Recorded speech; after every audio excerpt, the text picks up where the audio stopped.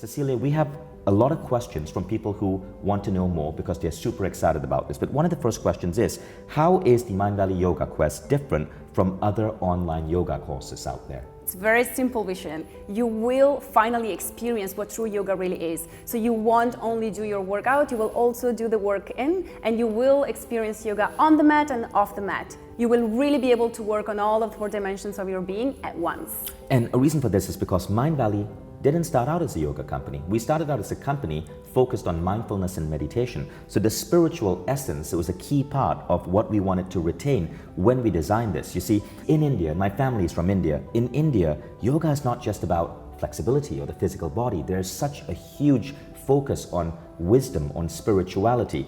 And that essentially is true yoga. And so we wanted to make sure that whatever we are teaching was not about just looking good, right? Or having incredible Instagram pictures. It was about the whole of yoga and all its many benefits for your emotional states, your spirituality, and your mind. And I want to add one more thing. It's the way this has been constructed that also makes it different. You are not joining a yoga portal with 100 different videos. You're going through a journey with a tribe of committed individuals, and you're going on this journey together for 21 days. We start together, we end together. Now, following that, we do have a vast yoga library that you can subscribe to and get access to yoga programs and poses and courses and yoga solutions for the rest of your life, if you want. But otherwise, this starts off as a 21-day journey. Now, the third question is this quest for beginners, or do I need to be fairly intermediate or experienced? This is open to any level, and beginners are absolutely welcome. If you've had past injuries, I do recommend that you consult your doctor first and you make sure that you can actually practice yoga on the mat. Now, in an ideal world, how often should I be practicing yoga? There is no right or wrong here. Consistency is key. So I would suggest that you try and practice at least 3 times a week after you finish your yoga quest, because by then you will have built up your yoga daily routine. And I do also suggest that you try and practice 30 minutes if you only have 30 minutes. Don't skip it just because you don't have a full hour. It's not necessary. So this question is yoga suitable during pregnancy?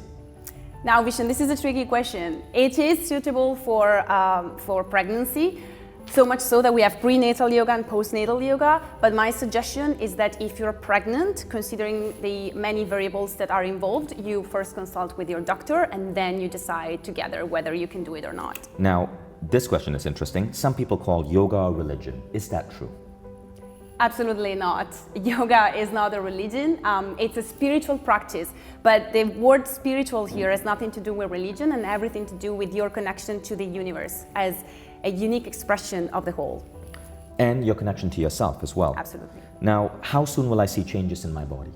You will see changes almost instantly. And the reason is that you will start connecting to your body like never before. You will start noticing parts of your body that are calling for your attention that before you were just neglecting because you were not aware of them. And you also got to understand this. Some of the changes you're going to see are neurological. This means there is no change in the shape of your body, but there's a change in what you're able to do with your body because your brain has been trained to move your body in different ways. For example, you might see a posture improvement, you might see a flexibility improvement.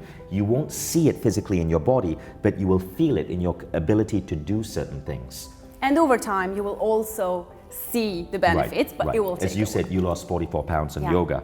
Now, what happens if someone misses a day of this quest? Absolutely nothing. If you miss a day, just pick it up from the next one. It's fine, as long as you try and practice your yoga off the mat. So if you can't unroll the mat on a given day, just don't worry about it, but at least try and practice the philosophy part of it, that you can practice at work, you can practice when you are driving, you can practice while you're eating, and we'll dig more into that inside the quest. And one of the other things is you actually get this accessible to you on your computer or on your TV too, if you have an Apple TV device. So you can actually load this up on the big screen using the Mindvalley Apple TV app and watch your yoga classes there.